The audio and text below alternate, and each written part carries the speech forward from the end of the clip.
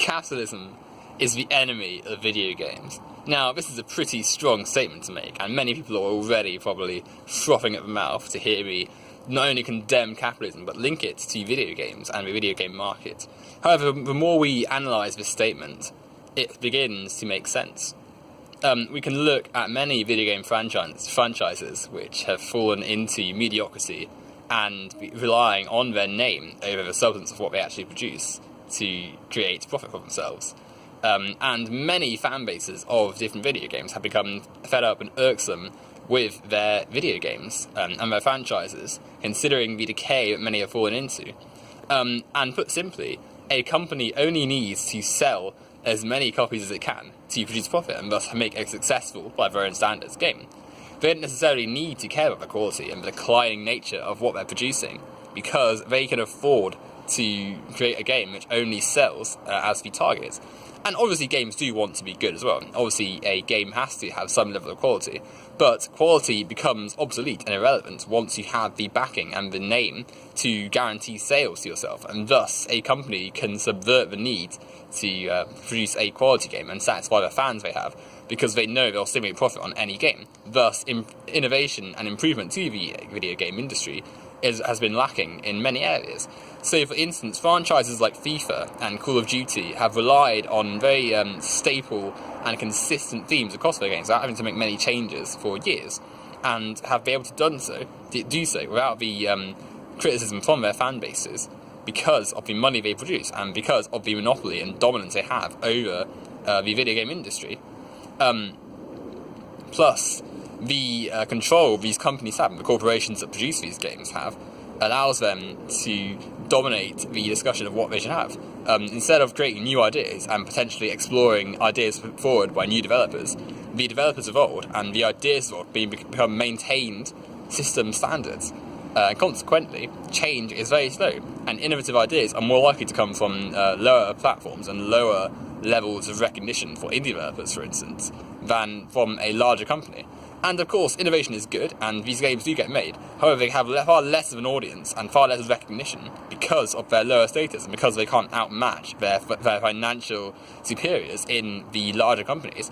So a company like EA or Activision will always have power over an indie developer in capitalism because of the sheer volume of money they have. And it doesn't matter the quality of the games they produce. It doesn't matter that the games that EA farm out are often bugged with problems compared to indie games. The money they produce and make from these games will always be the dominant factor for this corporation, and money is what dictates the industry. You see games having increasingly poor standards in their general practice. So, for instance, DLC, the many different areas covered under DLC and the problems that pre-game passes and other problems within the industry cause are because of a company's need to make money. Companies have realised they can charge more for the same product, hence the increase in video games over the years. Still, companies charge you excessive amounts for playing online, Xbox Live and PSN as well. In fact, PlayStation only started charging for Xbox for their own online play because they knew Xbox could do the same, so they could fleece their customers for more money. The talking of money, the topic of money, is always going to be the dictating field in video games whilst we have capitalism, and thus it should be the aim to produce a better system where capital and money is far less important than other more substantive measures of how a video game's worth, and thus we can have a video game industry which isn't dictated by a system which places money over all else. The poor ethics, to use a controversial topic here, ethics in game journalism would be criticising the amount of money and problems in the development of games. The way that critics and potential barriers to making more money are avoided and subverted by companies to produce more money. So how critics are left in the dark by their games companies, how poor workers are treated by games companies to make more money, how poorly games are produced to create a better target range of audience and thus produce more money. It all stems from the need for money for your corporations and for the people on top.